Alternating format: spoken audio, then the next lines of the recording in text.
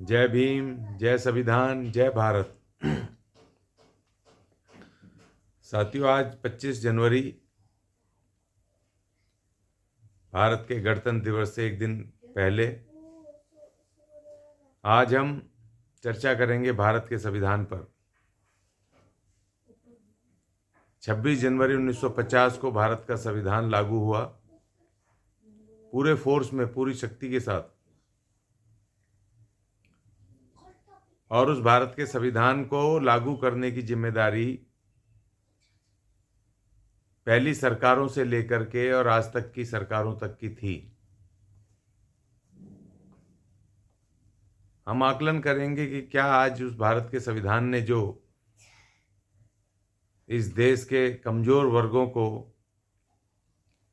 जिसमें SC ST, कमजोर OBC, minority, महिलाएं, मेहनतकश मजदूर, इन तमाम वर्गों के उत्थान के लिए, विकास के लिए या देश की मुख्य धारा से जोड़ने के लिए जो उसमें प्रावधान लिखे हुए थे या आदेश जारी किए हुए थे, तो क्या उनको लागू किया या उनको सिर्फ लागू करने का दिखावा करके उसको पीछे के दरवाजे से उस संविधान की मूल भावनाओं को खत्म करने का प्रयास किया। आज जिस तरह से एक वर्ग जो इस देश में 26 जनवरी 1950 से पहले हिंदूवादी, जो उनकी आचार संहिता थी, मनुस्मृति, उसके आधार पे श्रेष्ठ अपने आप बने हुए थे और इस देश के बहुमत ढोल गवार शूद्र पशु नारी को गुलाम बनाया हुआ था, तो क्या फिर इन्होंने 1950 से लेकर के 2023 तक उसी मनुवाद को अंदर खाते लागू किया? ये विचारणीय विषय है कि जो भारत का संविधान, जिसके आर्टिकल 14 ने कहा कि विधि के समक्ष सभी नागरिक समान हैं, तो उन सभी लोगों को जो कमजोर वर्ग थे, दुर्बल वर्ग थे, शैक्षणिक, आर्थिक, सामाजिक रूप से, तो क्या इसकी सरकारों ने आर्टिकल 14 के अनुसार उन सबको बराबर करने की कोशिश की विधि के समक्ष? या चंद लोगों के हाथ में पूरी सत्ता, संसाधन, इस देश की धन संपत्ति सब 2-4 लोगों के, कुछ चंद लोगों के हाथ में पहुंच गई और इस देश के बहुमत लोग लगातार गरीब होते चले गए? सवाल इस बात का है कि 2019 में आकर के भारत की सरकारों को, जो इस देश के अपर कास्ट के हाथों में थी, उन्होंने क्या अपने लोगों को गरीब होते हुए देख करके, गरीब करके, उनको विद्रोह ना हो, वो गरीब विद्रोह ना करें, सामान्य वर्ग के लोग, उनको 10% आर्थिक आधार पर रिजर्वेशन दिया संविधान के विरुद्ध? इसका मतलब आपने 1950 से लेकर के और 2019 तक उन अपने सामान्य वर्ग के लोगों को भी आर्थिक कमजोर कर दिया, जिनको कि आप हिंदूवाद और उसमें धकेलते रहे, अंधविश्वास में, भगवानों के उसमें आप एक उसके लिए, एक धर्म विशेष के लिए, जाति विशेषों के लिए काम करते रहे, तो आपने अपने लोगों को भी आर्थिक कमजोर किया। ये बात उनको भी समझनी चाहिए। और दूसरी तरफ आपने SC ST के लोगों को तो आपने बिल्कुल गुमराह किया। संविधान की मूल भावना, फंडामेंटल राइट के मूल भावनाओं के विरुद्ध काम करते हुए जो उसमें आदेश थे पिछड़ी जातियों के लिए, पिछड़े वर्गों के लिए, शैक्षणिक, आर्थिक और सामाजिक रूप से उनको शक्ति देने के, तो आपने उनको देने की कोशिश तो नहीं की, दिखावा करके उनको तोड़ने की कोशिश की। जिस तरीके से लगातार उन पे हमले हुए और 1992 में उस समय की तत्कालीन कांग्रेस सरकार ने जो भारी साजिश की निजीकरण की नीतियों को ला करके और इस देश के सरकारी संसाधनों को और इसकी देश की सरकारी शिक्षा को वहां से शुरू किया, उनको निजी लालाओं के हाथों में देने का। अब ये बहुत सामान्य बात नहीं है, हम निजीकरण को बड़े हल्के में लेते हैं। निजीकरण इस भारत के संविधान के विरुद्ध लाई गई वो व्यवस्था थी जो इस देश के कमजोर वर्गों को जो सरकारी संसाधनों में नौकरियां पा करके जो ताकतवर बन रहे थे, समाज की मुख्य धारा की तरफ बढ़ रहे थे, उनको दोबारा से कमजोर करके जहां से वो आए थे वहीं पहुंचाने की उनकी स्थिति, जिन हालातों से वो निकल के आए थे उन्हीं हालातों में वापस धकेलने की एक सोची समझी रणनीति का हिस्सा था। जो कमजोर वर्ग इस देश के SC ST और महिलाएं जो शिक्षा पा करके सरकारी शिक्षा की बदौलत जो एकदम तरक्की कर रहे थे, उच्च पदों पे आ रहे थे, इस समाज की मुख्य धारा से जुड़ रहे थे, उन तमाम लोगों को रोकने की एक सोची समझी रणनीति थी। भारत का संविधान कहता है, आर्टिकल 39 कहता है कि इस भारत के जितने भी संसाधन है, सरकारी संसाधन है, फैक्ट्री हैं, कारखाने हैं, उनके बड़ी बड़ी कंपनी हैं, संस्थान हैं, खनिज है, पदार्थ है, जो भी है, जंगल है, जमीन है, जो भी सरकार के अधिकार क्षेत्र में है, उन तमाम को इस तरीके से उनका संचालन हो कि वो चंद लोगों के हाथों में ना बन के रह जाएं। उनका संचालन इस तरीके से हो कि इस देश के एक एक नागरिक तक उन संसाधनों के उनका लाभ पहुंचे। और वो पहुंचा भी जब तक भारत के संसाधन, जो कल कारखाने, जो यहाँ की कंपनियां, जो तमाम फैक्ट्रियां, जो इसके जमीन जंगल जो भी सरकार के अधिकार क्षेत्र में थे, तो उनमें नौकरियां लग करके, उनका लाभ उठाकर, उन पर काम करके, जब वो कमज़ोर वर्ग शक्तिशाली हो रहे हैं, पैसे से, आर्थिक रूप से, शैक्षणिक रूप से जब ताकतवर बन रहे हैं, तो फिर इनको तकलीफ होने लगी उस वर्ग को कि जिस वर्ग को ने 5000 सालों से भी ज़्यादा इस देश के ढोल गवार शूद्र पशु नारी को अपने ताड़न का शिकार बनाया, जिनके की आर्थिक, सामाजिक, शारीरिक उनके शोषण किए, हर तरह से शोषण किए, मुफ्त के शोषण किए और उनके मुफ्त के गुलाम थे, बिना पैसा दिए, पैदाइशी गुलाम कि तुम गुलाम ही इन वर्गों की सेवा के लिए हुए हो, उस विधान के, हिंदूवादी विधान के, उसमें मनुस्मृति के उससे।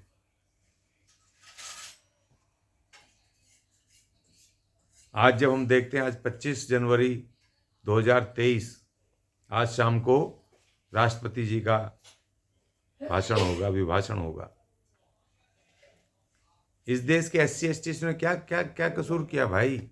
भारत का महान संविधान हमें अलग अलग दर्जा देता है, हमारे विषय में अलग एक परिकल्पना, एक आदेश उसमें है इस देश की सरकारों के लिए कि इन वर्गों को शैक्षणिक, आर्थिक रूप से शक्तिशाली किया जाए। तो 1992 से जो साजिश शुरू हुई, जो हमारी सरकारी नौकरियों को ख़त्म किया गया, जो, और इतना ही सिर्फ सरकारी नौकरियां नहीं, उसमें जो बजट आता है, जब सरकारी संस्थान जब सरकार में होंगे तो उसका जो मुनाफा आएगा तो सरकारी खजाने में डायरेक्ट जाता है, और जब सरकारी खजाने में वो पैसा जाएगा तो उस पैसे से जो हर साल बजट आता है, एनुअल बजट आता है, तो उस बजट में फिर हमारा भी हिस्सा होता है 22.5%। 22.5 तो नहीं देते हैं, लेकिन SC ST कंपोनेंट प्लान का 70-80 हज़ार करोड़ रुपया हर वर्ष आता है, जो हमारे SC STs को हायर एजुकेशन दिलवाने के लिए, उनको स्वरोजगार, उनको व्यवसायी बनाने के लिए, स्वरोजगार करवाने के लिए, स्किल्ड करने के लिए, उनके जो इलाके, रिहायशी इलाके, उनको बेहतर बढ़िया करने के लिए, उनको लाइब्रेरियाँ, स्कूल खुलवाने के लिए, उनको पीने का पानी देने के लिए। क्या ये हुआ? आज तक हुआ? वो पैसा तो आया, लेकिन उन्होंने उसका बंटवारा नहीं किया।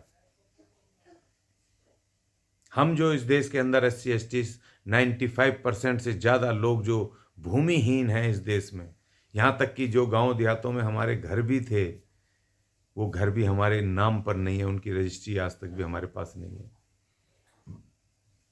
तो क्या उनको जमीनें बांटी, खेती की जमीन, बढ़िया बढ़िया रिहायशी 500 500 400 500 गज, हजार हजार गज उनको जमीनें रिहायशी इलाकों की, क्या उनको उनको कृषि की खेतियां का बंटवारा किया? बीच में एक दिखावा किया है कि एक 2-2 बीघा पट्टे की जमीनें देने के नाम पर एक एक बीघा उन्होंने किया, लेकिन वो भी बहुत सारे 80% से ज्यादा पट्टे आज तक, पट्टे तो मिल गए मगर उनके कब्जे भी आज तक नहीं मिले। एक एक 2-2 बीघा जमीन जिसमें कि लोगों के टॉयलेट बाथरूम है, उन उन वो हमें दे दी गई, हमारे उन लोगों को दिखावा करने के लिए कि हमने तुम्हें बांट दिए भैया, इसमें कमाओ खाओ। क्या आज भी गांवों में जातियों के नाम पे मोहल्ले जाने जाते हैं? ये सरकारें गांवों देहातों से आज भी जातियों के नाम पे मोहल्ले नहीं खत्म कर पाई। आज भी गांवों में जाओ, भारत के गांवों में जाति जब बताओगे कि मैं फला आदमी के इस जाति के घर जाना है, तो वो बताएंगे कि ये उस तरफ है, उस तरफ जाओ। तो क्या संविधान लागू हुआ? संविधान की मूल भावना लागू हुई? बाबा साहब प्रेम्बल में लिख गए, we the people of India. क्या किसी व्यक्ति को आपने बोलते सुना कि मैं भारत का नागरिक, भारत का लोग हूं, भारत का नागरिक हूं, भारत के अंदर? वो कहेंगे भारत के बाहर जाके बताएंगे कि मैं भारत से आया हूं, लेकिन भारत के अंदर वो जातियों में है। भारत के संविधान में लिखा है हमारे देश का नाम भारत अर्थात इंडिया, और हमारा मुख्य उसके लीडर, विपक्षी लीडर कांग्रेस के जो मुख्य नेता हैं माननीय राहुल गांधी जी, वो भारत जोड़ो यात्रा तो कर रहे हैं, लेकिन उनके एक भी भाषण में भारत शब्द नहीं होता। वो हिंदुस्तान हिंदुस्तान चिल्लाते हैं। हिंदुस्तान के अलावा राहुल गांधी कोई दूसरा नाम नहीं लेते। तो पक्ष भी हिंदू राष्ट्र बनाना चाहता है और विपक्ष भी हिंदुस्तान बनाना चाहता है। इनके लोग खुले रूप से, साधु संत सामाजिक कार्यकर्ता, इनके खुले रूप से संविधान के खिलाफ, उसकी मूल भावना जो कहता है भारत का संविधान कि इस देश में पंथ निरपेक्षता है, पंथ निरपेक्ष रहेगा ये देश। इसमें और भी धर्म है, इस्लाम वाले भी कह रहे हैं भैया इस्लाम बनाओ, वो भी कहेंगे, कल को वो सिख धर्म वाले भी कहेंगे, वो तो कहते हैं खालसा राज करेगा खालसा, और ये भी हिंदू राष्ट्र बना रहे हैं। तो इस देश के संविधान के विरुद्ध, उसकी मूल भावनाओं के विरुद्ध ये तमाम लोग काम कर रहे हैं। अभी कल एक संत बोल रहा है, वो जो भूत प्रेत मार रहा है, वो कह रहा है कि नेताजी सुभाष चंद्र बोस जी के परसों उनका जन्म दिवस पे वो कह रहा है, जैसे नेताजी सुभाष चंद्र बोस ने जंग आज़ादी में नारा दिया था, तुम मुझे खून दो मैं तुम्हें आज़ादी दूंगा। और वो धीरेन्द्र शास्त्री नाम का एक संत, इनका हिंदूवादी संत, उसने परसों अपने मंसूबे अपने खोल दिए और उसने कह दिया कि तुम मेरा साथ दो, मैं तुम्हें हिंदू राष्ट्र दूंगा। बिल्कुल नेताजी सुभाष चंद्र बोस के जन्मदिन के अवसर पर। मतलब क्या इन्होंने तालमेल इस तरह से बिठाया है। नेताजी सुभाष चंद्र बोस ने कहा था कि मैं तुम्हें आज़ादी दूंगा। उन्होंने नहीं कहा था मैं तुम्हें हिंदू राष्ट्र दूंगा, मुस्लिम राष्ट्र दूंगा, बंगाल राष्ट्र दूंगा, फलाना राष्ट्र दूंगा। उन्होंने कहा था आज़ादी दूंगा। और ये क्या कह रहा है, हिंदू राष्ट्र अर्थात मैं तुम्हें गुलामी दूंगा। हिंदू राष्ट्र का मतलब है जो इस देश के SC ST हैं हिंदू राष्ट्र में, वो अछूत गुलाम है। OBC समाज, शूद्र, और जो SC ST हैं वो तो शूद्र, उससे वर्ण से भी बाहर हैं, वो तो अछूत हैं, अनटचेबल्स हैं, उनका तो कोई वही नहीं है, लेवल ही नहीं है।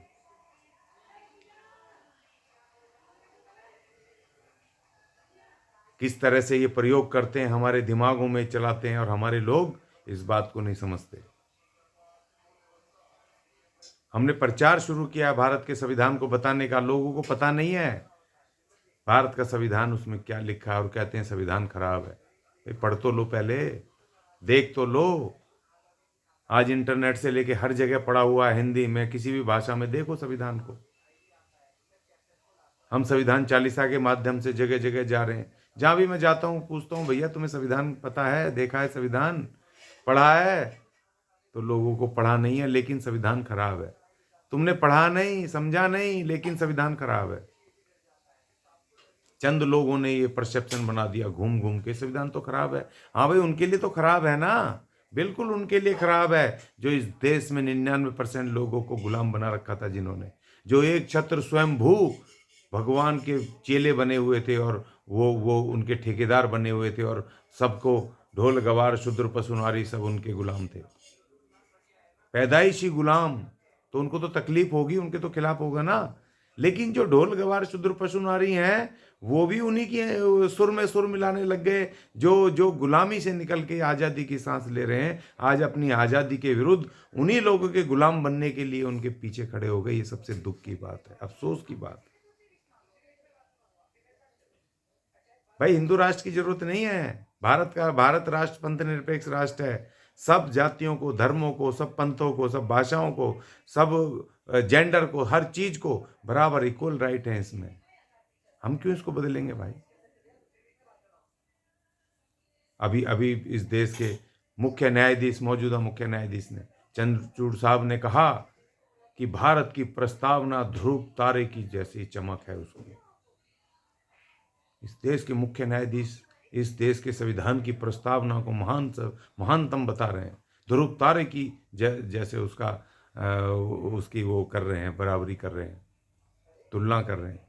एक महान बात है। मैं इस देश के SC ST के लोगों से अपील करता हूं आज 25 जनवरी को, कि कल 26 जनवरी को हम संविधान सुरक्षा दिवस के रूप में मना रहे हैं। और मेरी अपील है सभी लोगों से, SC ST के लोगों से, महिलाओं से, नारियों से, खास तौर पे इस देश के मेहनत कशों से,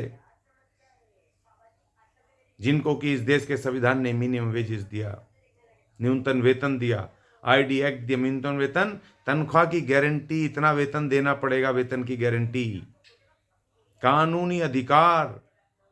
जो ये झाड़ू लगवाते थे, काम करवाते थे अपने घरों में, इसमें बिना पैसे के ऐसे रोटियां फेंक देते थे, दूर से रोटी, सूखी रोटी कुछ फेंक देते थे। भारत के महान संविधान ने 1948 में एक न्यूनतम वेतन कानून बनाया, गारंटी की कि तुमको इतना एक आदमी को उसका मेहनताना देना होगा महंगाई के आधार पे। उसको ही तोड़ना चाहते हैं। तो इसलिए इस देश के मजदूरों से, मेहनत कशों से मेरी अपील है कि कल 26 जनवरी को, कल हम 3 बजे, भारत की 26 जनवरी निकलने के बाद, राजपथ से प्रोग्राम होने के बाद 3 बजे से हम संविधान सुरक्षा दिवस मनाएंगे और उसमें शपथ लेंगे भारत के संविधान की रक्षा करने की, सुरक्षा करने की। सबसे मेरी अपील है कि कल भारत के महान संविधान, हमारी SC ST और कमजोर वर्गों की असली आज़ादी का दिन, कल सभी लोग अपने अपने घरों में, इलाकों में, बस्तियों में संविधान को सुरक्षित करने की, संविधान की रक्षा करने की शपथ लेंगे। साफ सिंपल तरीके से कि मैं अशोक अज्ञानी भारत के संविधान की सुरक्षा करने की शपथ लेता हूं। ऐसी वीडियो बना बना करके आपने डालनी है।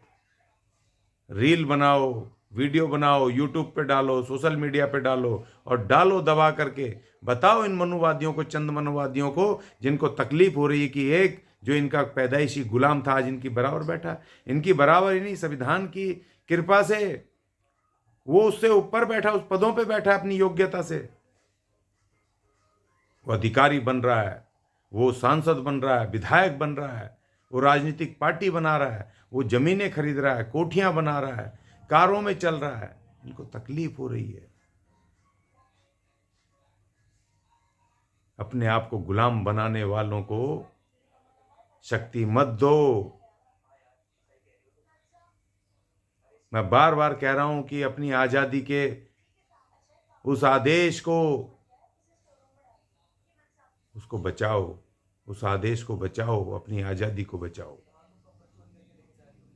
इसी अपील के साथ कल 26 जनवरी को हम देश में संविधान सुरक्षा दिवस मनाएंगे। और मुझे उम्मीद है कि जो संविधान को समझते हैं, समझते हैं कि संविधान की वजह से आज हम अच्छे हालातों में पहुँचे हैं, शिक्षा मिली, सब कुछ मिला, आज़ादी मिली, न्याय, स्वतंत्रता, समता, बंधुता हमें मिली। वो तमाम लोग कल